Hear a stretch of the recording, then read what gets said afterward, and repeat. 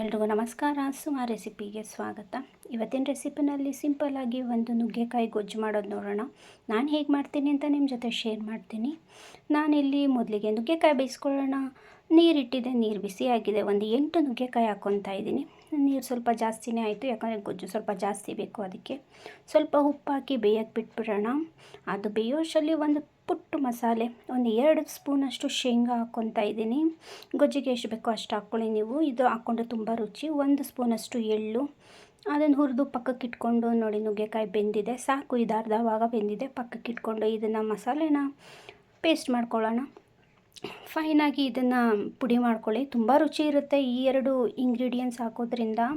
ಇದನ್ನು ನೀವು ಎಷ್ಟಾದರೂ ಹಾಕ್ಕೋಬೋದು, ಸ್ವಲ್ಪ ಜಾಸ್ತಿ ಹಾಕ್ಕೊಂಡ್ರೆ ಇನ್ನೂ ಚೆನ್ನಾಗಿರುತ್ತೆ. ನಾಳೆ ಒಂದು ಕಡಾಯಿ ಇಟ್ಕೊಂಡು 1-2 ಸ್ಪೂನಷ್ಟು ಎಣ್ಣೆ ಹಾಕ್ಕೊತಾ ಇದ್ದೀನಿ.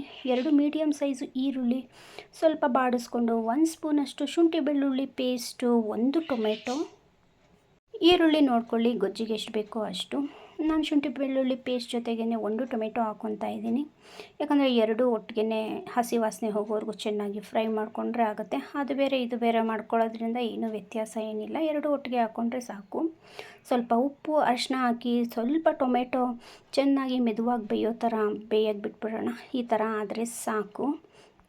1 ಸ್ಪೂನು ಧನಿಯಾ ಪುಡಿ, 1 ಸ್ಪೂನು ಅಚ್ಕಾರದ ಪುಡಿ, ಸ್ವಲ್ಪ ಗರಂ ಮಸಾಲ ಹಾಕ್ಕೊತಾ ಇದ್ದೀನಿ. ಗರಂ ಮಸಾಲ ಆಪ್ಷನಲ್ಲು, ಬೇಕು ಅಂದರೆ ಹಾಕ್ಕೊಬೋದು, ಇಲ್ಲ ಅಂದರೆ ಸ್ಕಿಪ್ ಮಾಡಿ. ನಾವೇನು ಅದನ್ನು ಹುರಿದಿಟ್ಕೊಂಡಿರೋಂಥ ಮಸಾಲೆನ ಪುಡಿ ಮಾಡ್ಕೊಂಡಿದ್ದೀವಿ, ಅದು ಫುಲ್ಲು ಹಾಕ್ಕೊಂಡು ನಾನು ಇದನ್ನು ಸ್ವಲ್ಪ ಬಾಡಿಸ್ಕೊತಾ ಇದ್ದೀನಿ. ಕಡಲೆಕಾಯಿ ಬೀಜ ಹಾಕಿರೋದ್ರಿಂದ ತಳ ಹಿಡಿಯೋ ಚಾನ್ಸಸ್ ಜಾಸ್ತಿ ಇರುತ್ತೆ, ನೋಡ್ಕೊಳ್ಳಿ. ಇವಾಗ ಬೆಂದಿರೋಂಥ ನುಗ್ಗೆಕಾಯಿನ ಇದಕ್ಕೆ ಹಾಕ್ಕೊಳ್ಳೋಣ. ಒಂದೊಳ್ಳೆ ಮಿಕ್ಸ್ ಕೊಡೋಣ. ತುಂಬ ರುಚಿಯಾಗಿರುತ್ತೆ ಇದಂತೂ. ಸೈಡ್ ಡಿಶ್ಗೆ ಈ ಥರ ಒಂದು ಫ್ರೈ ತುಂಬ ಚೆನ್ನಾಗಿರುತ್ತೆ. ಅದು ಎಳೆ ನುಗ್ಗೆಕಾಯಿ ಆದರೆ ಈ ಥರ ಬರುತ್ತೆ ನೋಡಿ. ನನಗೆ ಸ್ವಲ್ಪ ಗ್ರೇವಿ ಇದ್ದರೆ ಸಾಕು, ಅದಕ್ಕೋಸ್ಕರ ನಾನು ಅನ್ನಕ್ಕೋಸ್ಕರ ಮಾಡ್ಕೊತಾ ಇದ್ದೀನಿ. ನಿಮಗೆ ಗ್ರೇವಿ ಬೇಡ, ಫುಲ್ಲು ಫ್ರೈ ಬೇಕು, ಡ್ರೈ ಬೇಕು ಅಂತ ಹೇಳಿದ್ರೂ ಮಾಡ್ಕೋಬೋದು, ತುಂಬ ರುಚಿಯಾಗಿರುತ್ತೆ. ಸ್ವಲ್ಪ ಕೊತ್ತಂಬರಿ ಸೊಪ್ಪು ಹಾಕ್ಕೊಂಡು ಇಳಿಸ್ಕೊಳ್ಳೋಣ. ಇಷ್ಟ ಆದರೆ ಲೈಕ್ ಮಾಡಿ, ಶೇರ್ ಮಾಡಿ, ಕಮೆಂಟ್ ಮಾಡಿ. ಮತ್ತಷ್ಟು ಈಸಿ ರೆಸಿಪೀಸ್ಗೆ ನನ್ನ ಚಾನಲ್ನ ಸಬ್ಸ್ಕ್ರೈಬ್ ಮಾಡ್ಕೊಳ್ಳಿ.